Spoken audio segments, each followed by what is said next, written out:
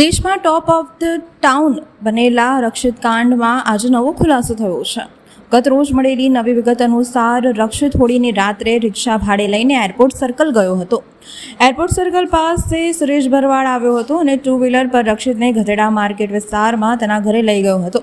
ત્યારે રક્ષિતે two wheeler હંકાર્યું હતું અને સુરેશ પાછળ બેઠો હતો. તેના ઘરની બહાર પહોંચ્યા બાદ સુરેશે ગેટ ખોલ્યો અને રક્ષિત ટુ વ્હીલર પાર્કિંગમાં લઈ ગયો હતો. ઢાળના કારણે ત્રીજા પ્રયાસમાં તે વાહન અંદર લઈ ગયો હતો. વાહન પાર્ક કર્યા બાદ રક્ષિત હાથમાં પ્લાસ્ટિકની બોટલ લઈ સુરેશ સાથે ઘરની અંદર ગયો હતો. જે બાદ લગભગ 13 મિનિટ બાદ પ્રાંશુ ફોક્સવેગન લઈને સુરેશના ઘરે પહોંચ્યો હતો. રક્ષિત, સુરેશ અને પ્રાંશુ રાત્રે 10:30 કલાકથી 11:25 સુધી ઘરની અંદર રહ્યા હતા. આ સમયગાળામાં આ ત્રિપુટીએ શું કર્યું હશે?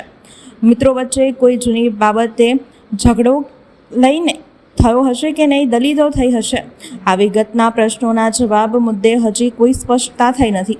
સુરેશના ઘરની નીકળ્યા બાદ રક્ષિતે કાર હંકારી પ્રાંશુ બાજુમાં બેઠો હતો. જે બાદ મોડી રાત્રે આમ્રપાલી પાસે અકસ્માત થયો હતો. સુરેશ સ્ટાફના સિલેક્શનની પરીક્ષાની તૈયારી કરી રહ્યો છે. આ પ્રકરણમાં પોલીસે તેની પણ પ્રાથમિક પૂછપરછ કરી રક્ષિતના રિમાન્ડ પૂર્ણ થતાં જ તેને કોર્ટમાં રજૂ કરવામાં આવશે.